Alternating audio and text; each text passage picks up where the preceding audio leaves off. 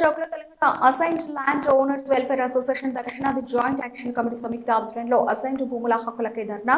ఈ సందర్భంగా ప్రొఫెసర్ దక్షిణాది జేఏసీ చైర్మన్ ప్రొఫెసర్ గాలి వినోద్ కుమార్ మాట్లాడుతూ రాష్ట్రంలో 24.25 లక్షల ఎకరాల అసైన్డ్ భూములకు యాజమాన్య హక్కులు కల్పించాలని డిమాండ్ చేశారు. గతంలో ఇందిరాగాంధీ ఇచ్చిన ఈ ఎకరాల అసైన్డ్ భూములు అన్యాక్రాంతమై ఎస్సీ ఎస్టీ బీసీ పేదలు మరింత భూమి లేని వారు అయ్యారని ఆందోళన స్పందించి వీరికి యాజమాన్య హక్కులు కల్పించి వారి బతుకులు బాగు చేయాలని కోరారు. అలాగే జీహెచ్ఎంసీ పరిధిలోని పేదల ఇళ్లను రెగ్యులరైజ్ చేయాలని డిమాండ్ చేశారు.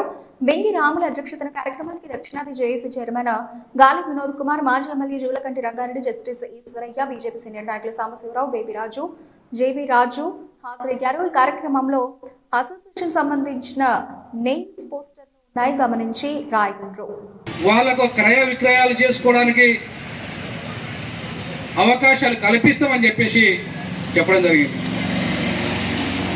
కేసీఆర్ గారు చెప్పారు అసెంబ్లీ సాక్షిగా.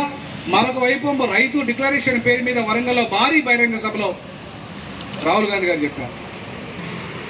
మరి బీజేపీ పార్టీ కూడా ఈ విషయంలో అసైన్డ్ భూముల హక్కులు కల్పిస్తామని చెప్పేసి బీజేపీ పార్టీ కూడా చెప్పడం జరిగింది. కమ్యూనిస్టు పార్టీలు అయితే రోజు వాళ్ళకి చెప్పని రోజు అంటూ ఉండదు, వాళ్ళది చెప్పని రోజు అంటూ ఉండదు, మాట్లాడే రోజు అంటూ ఉండదు అసైన్డ్ భూముల గురించి. మరి ఎంతమంది మాట్లాడినా కూడా ఎందుకు అవి రక్షించలేకపోయింది. ఇలా కమ్యూనిస్ట్ పార్టీలు ప్రతిపక్షంగా ఉన్నాయి, బీజేపీ ప్రతిపక్షంగా ఉంది. అసెంబ్లీలో